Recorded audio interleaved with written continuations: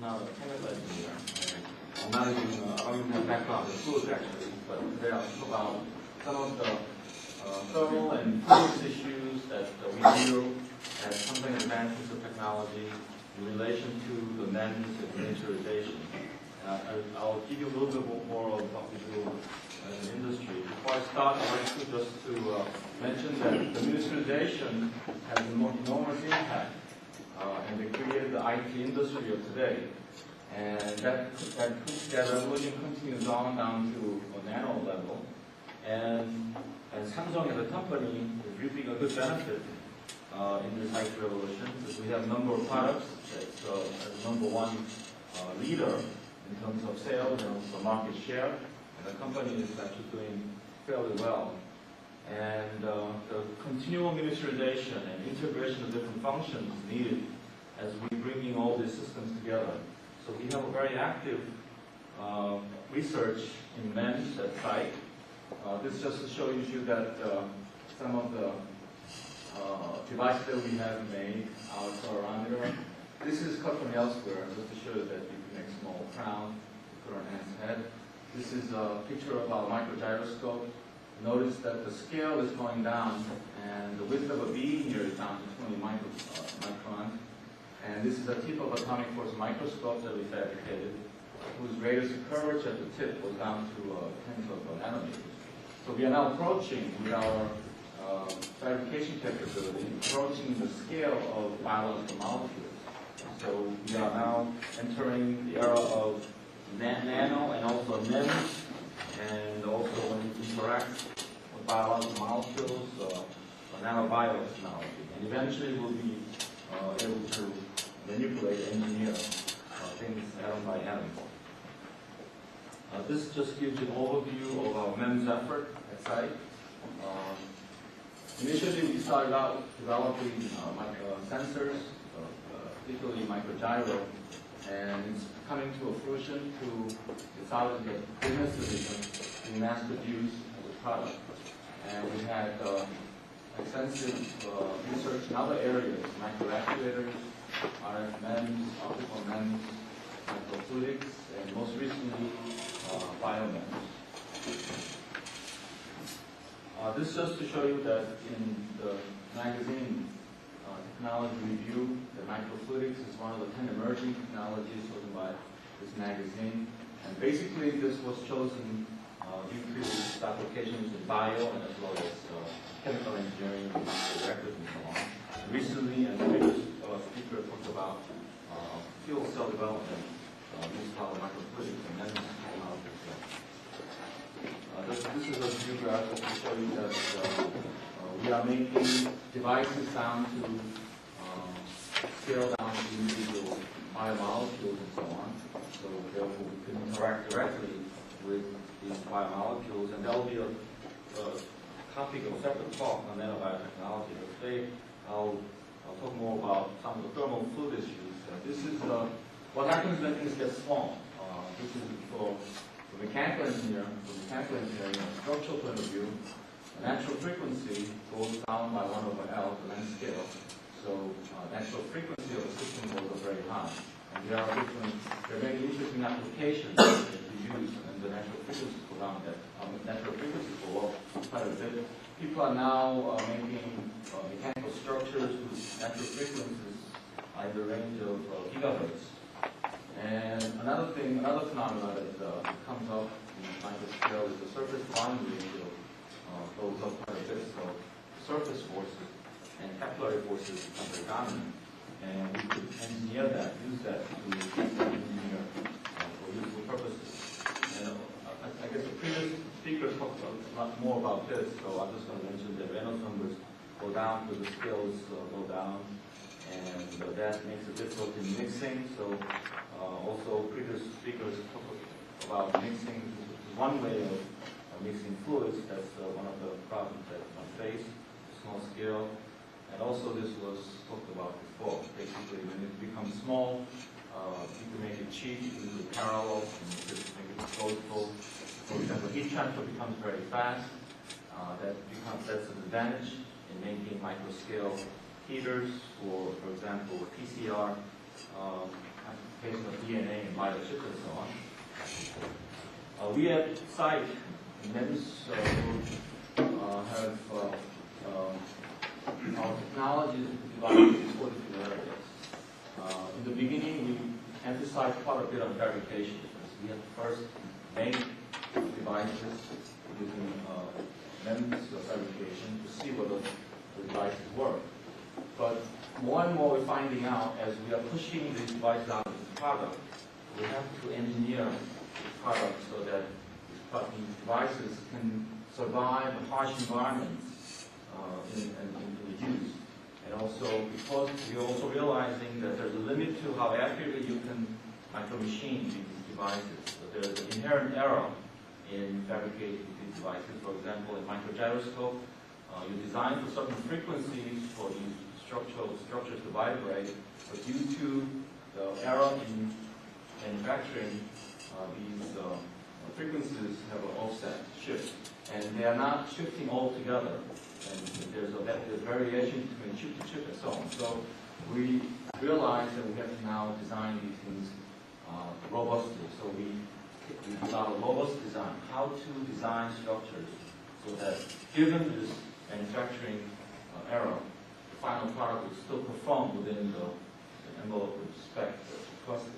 So there's a lot of work design going on.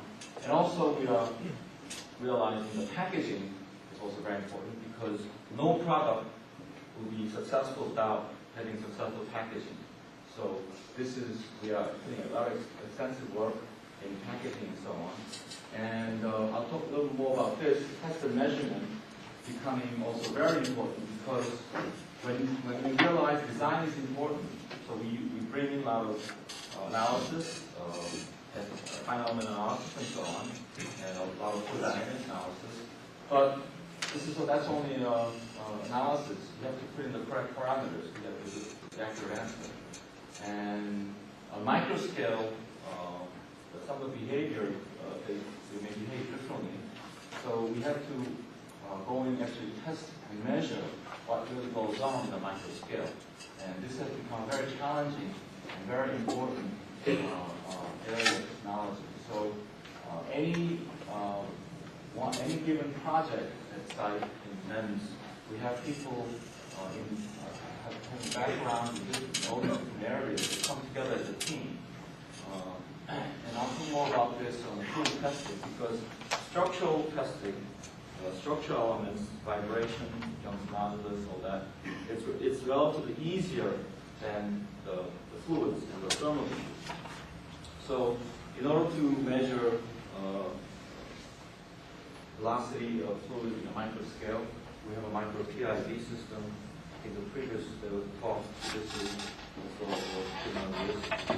And this is a case where we have to find how I'll talk about the cooling system later, how the fluid moves in an evaporator and so on, and also how bubbles form and how they, sometimes we want them, for example, we have many different applications of microfluidics. Bubble bubble jet, we want bubbles to form, so we want them to form when we want it. But for example, in bio chip, you have when you do PCR, and when you're heating and cooling, you don't want the bubbles form there. So we have to understand how these bubbles form and where they form and how to either enhance or reduce the formation of bubbles. And we have micro-IR camera for non-contact measurement of temperature distribution, which becomes very important. For example, in a inkjet heater, we want to know exactly how much heat is generated, how much that's conducted to the side, or how much is conducted inside the fluid, into the fluid, so that the bubbles can form. And in order to do analysis that's accurate, we need to match our analysis with the data. So in the beginning, we did a lot of analysis, but they gave pretty much just a trend, but they were not really accurate description of what really went on. But now we have a lot of know-how, so we are able to now predict pretty accurately what goes on. And still this work is continuing, and there's a lot of know-how that's accumulated in that. And this is to measure for our microcooling system, capillary pressure, and how the fluids move between the weak structures like this, how to, what kind of capillary forces are acting on these, the array of these weak structures, and how to optimize that for maximum capillary force, and also at the same time reduce drag. So we measure the pressure drop and microbubble visualization and so on. So these are three projects that are related to that use microfluidics and microthermal fluidics technology. So this is our inkjet printer. Basically, we have a heater at the top, and it heats up this top structure here, and the bubble gets formed, which induces pressure, and the bubble gets ejected. And it goes through a certain temperature cycle. We give a current, and it induces the temperature, which induces the bubble pressure, and the bubble volume increases and it gets ejected. It goes through some cycles. How to optimize this cycle, and what's the thermal response of the structure becomes all very important in order to engineer it, so to have a reliability, and also to increase the speed of inkjet ejection. This is kind of a view of the nozzle and the chamber, the heater here, and so on. And we have to make an array of these inkjet heads. So there's a crosstalk thermally and also fluid dynamically. So we have to engineer that properly. And this is just to show you that with the stroboscope, you see the bubble coming out, ejecting from the nozzle. This is, I think, maybe in the kilohertz range. And you can see the satellite forming tail end here, so on. And there are different ways to actually make the satellites disappear by giving different thermal profile and so on. And this kind of work is, so we have work going on the measurement side. We have people doing analysis. You can see dynamic software, and you can see here, you sort of see the end at the end is a set of satellites forming from the analysis. So we have a team of people doing analysis and measurement, and the fabrication people and designers coming together, working together to optimize our product. And also we have to understand how the bubbles form. When the heater gets heated, how the bubbles form inside, and we need to visualize that. And there's still a lot more to see, and a lot more things to develop in doing that. Now this is how bubbles form, and this is temperature profile, and so on. So that's just one project that's going on at site related to microfluidics. Another project is a microcooling system. Why do we do this work? Look at the clock speed of the microprocessor. Their speed is going up very rapidly. At the same time, the die area of these processors is going down. And also, the device in which they're embedded becomes very small. So the heat flux is increasing very rapidly. The current cooling system, you will not be able to cool this high flux maybe 3-4 years down the road. You're going to need a new system of cooling. So we looked into a new system which uses fluid, what we call capillary pump loop. Basically, it's a closed system, and we have the evaporator which goes on top of a hot IC chip, and it has many microchannels and wicks, which by using the capillary force goes into the fluid and gets evaporated, the vapor goes and gets cooled and condensed and goes back and circulates. So one nice thing about this system is that it's a closed system, and it doesn't have power. It powers by itself by using the capillary force and also thermodynamic thermal gradient forces and so on. So we have to engineer it properly so that system, when you turn the computer off and cools down, when you turn it back on and the heat comes back on, the system should be able to restart itself and circulate to get the cooling going. Otherwise, you have a meltdown. So we have successfully demonstrated the system on a laptop, a notebook, by putting the evaporator in the back and also the condenser in the back and the evaporator on top of the CPU. In the beginning, we had a very crude system that we started out, and now we are able to have a system that works in a laptop.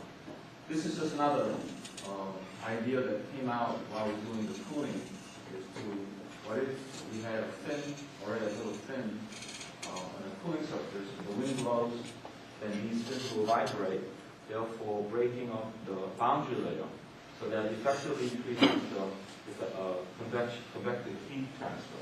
So we were able to see about 10-15% increase in the heat transfer rate by doing that. And that could be made active, in which case that could replace the fan altogether, so you don't need to blow the air, just let it vibrate, and it will cool, it will generate the wind. This is another effort in cooling system. Basically, this is the evaporator, which goes on top of a CPU which generates heat, and the fluid gets pulled in through capillary force, and the evaporator goes down. So we worked quite a bit with how to design this root structure. We played around with many different ways of doing it, because at times certain root structures would not work at all, and other root structures would not have a repeatability, would not restart and cool down and heat back up again. So we did a lot of microfluidics, micro-scale heat transfer fluidics in two-phase analysis, as well as on the systems level. We had to do more upper systems level analysis to make sure that the system works, it gets restarted, and so on. So there's a lot of different multi-scale analysis and engineering that goes into the system. So basically, the goal is to increase the capillary pressure so that more fluid gets pumped through. At the same time, you want to reduce the drag. So we play around many different rig structures and simulation, and we have test setup to measure the permeability of the system, and also measure the capillary force, and doing many different analysis. And one of the things that we're working on is to put the whole thing in one chip. Therefore, you have an evaporator condenser in one chip. So basically what this does is it takes the heat away from one hot spot and spreads it through other areas.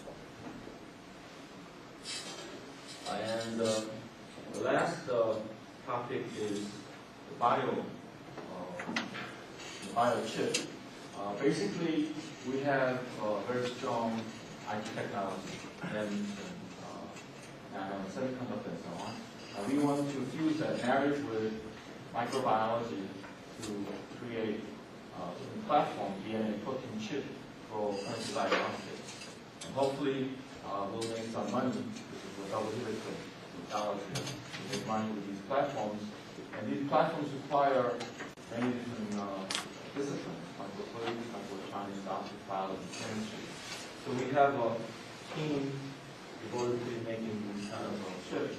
So the whole idea is that currently the systems that are being used both in research or in the clinical reference labs, the systems are rather large and high throughput systems, but we want to make it a handheld portable device so that eventually we could move the testing from the centralized diagnostic testing labs to doctor's office, eventually to everyone's home. It will be a commodity product.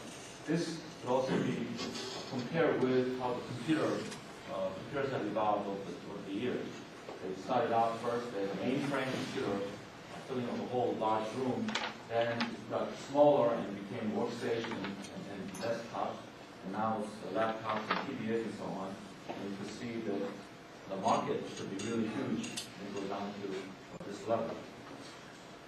So basically, the biochip or DNA protein chip, what it does is basically it identifies whether in a person's body or blood there is a sequence of DNA that is related to the disease or certain protein that's related to the disease. So basically, you will have a surface that has biomolecules immobilizing on top that can bind with the DNA sequence or the protein that you're looking for.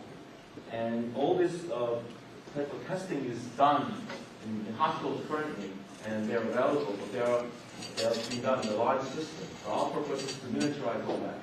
And in doing so, we identify 4 different areas of technology. One is how to immobilize biomolecules on the surface, and there's a lot of surface chemistry and biology work that goes in here, and how to separate from blood the DNA or the protein that you're looking for, and how to do it on chip, how to move fluids around and to separate is another topic. And also, once these molecules become hybridized, so they bind to the surface by biomolecules, how to detect that on chip. So we are working on not all of them simultaneously, but we are working on most of the detection and a lot of some of this mobilization. So we could span a lot of different areas, and we are looking to integrate these functions step by step, and eventually around the portal system. This is just to show you what other people do in this area. This is Burns and Massachusetts in Michigan. They've been working on this for a long time. They actually want to put everything on chip, separating the PCR, the thermal cycling, and also the PCR. So they're very ambitious in doing that. But I know they are one of the pioneers, but they're also running a lot of difficulties when you integrate. Each component by itself can work fairly well, but when you now integrate it, it becomes a very complex issue. This is another company for gyros.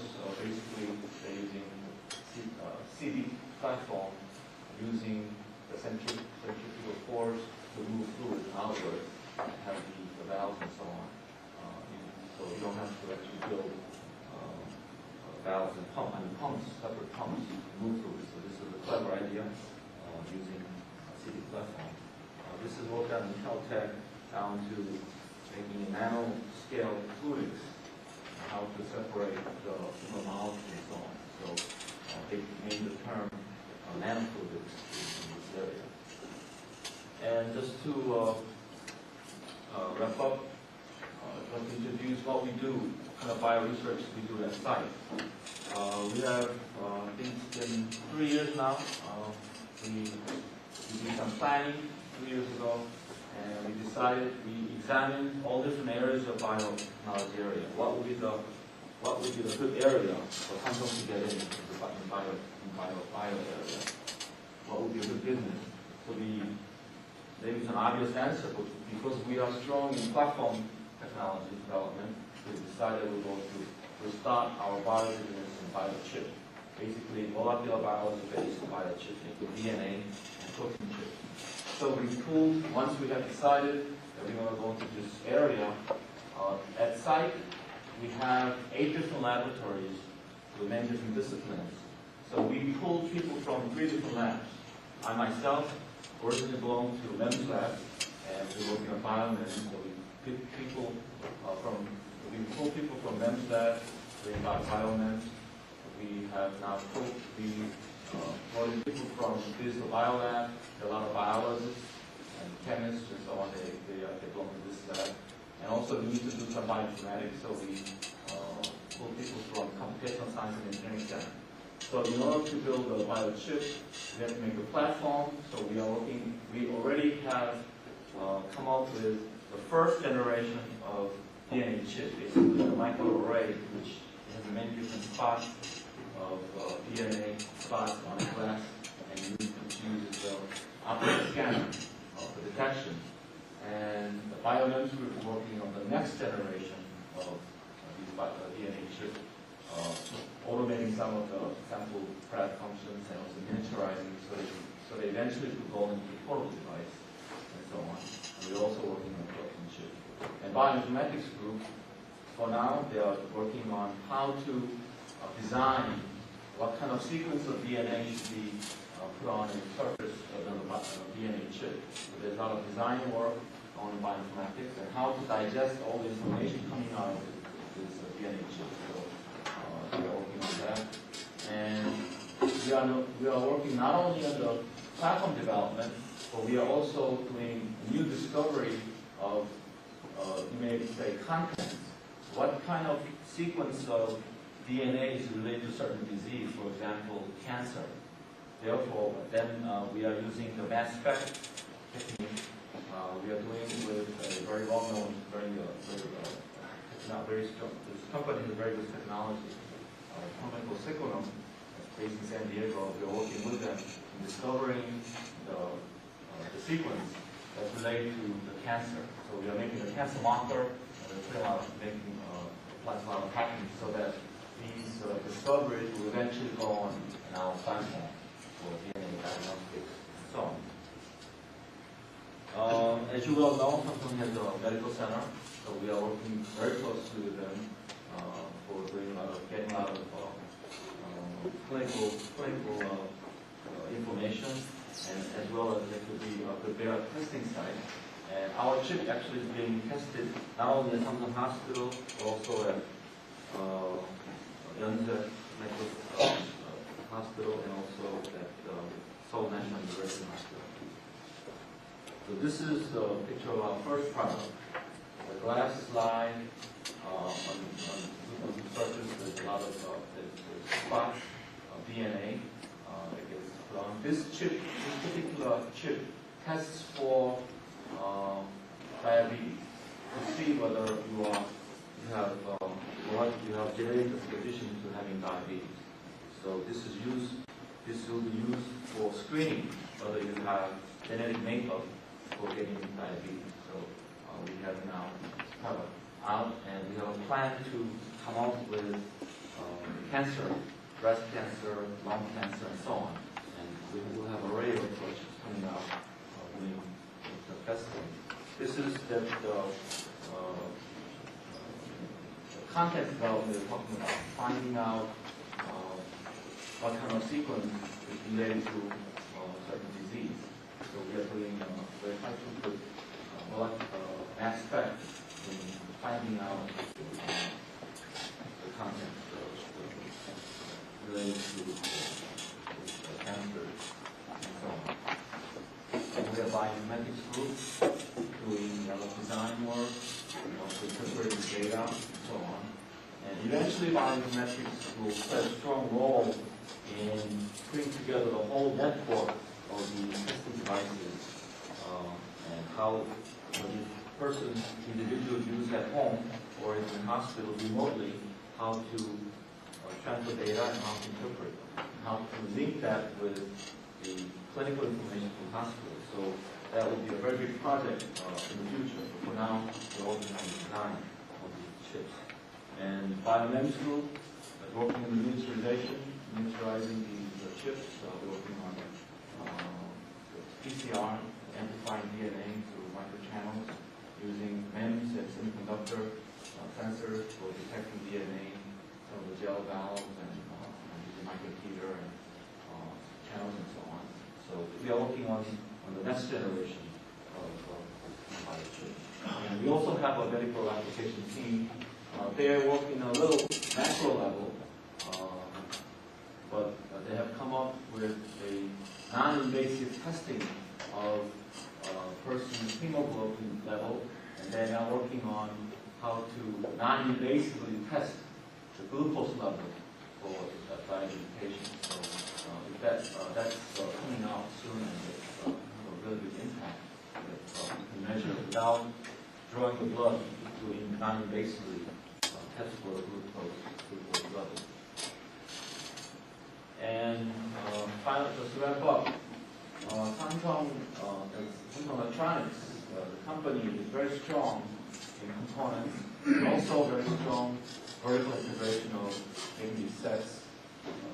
So we are now moving towards the network, how to network these devices, home network for entertainment, so mobile network and office network. And we are moving toward not only the components and the set, but we're moving to network and also providing content and services. This is the direction that most electronics companies are going, moving away from just making components. But at Samsung, we do make that as well, and moving toward doing a total solution provider.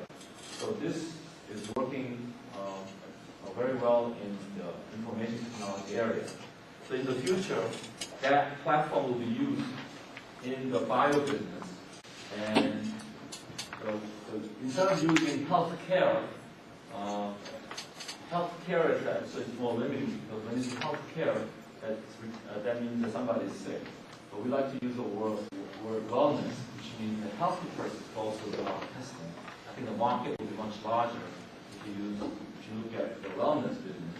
So eventually, people at home sitting on a sofa, your blood pressure level and your heart rate will be measured, and they'll be sent either remotely or wirelessly to a server, and they get connected to their base or the doctor and so on, and monitor the state of your health, and will give you the reply and how you're doing and so on.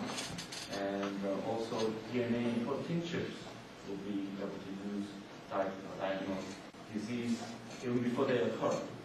So these chips, this hardware platform they're working on, will only be a small part of the whole business in the future. The business will be also in from hospitals or clinical data, bioinformatics.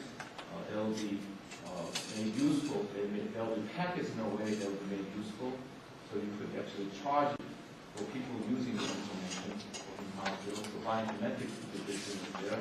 And also, we have started the genomics business by genotyping for finding the genetic information related to disease and making issuing patents on that. So that could be another way of business. So right now, Biomen's and Bioproject team is on this end, but with the system electronics network system in the future, this I think will be the big business. And this is where this is how a lot of electronics giants are moving into the future. So with that, I'd like to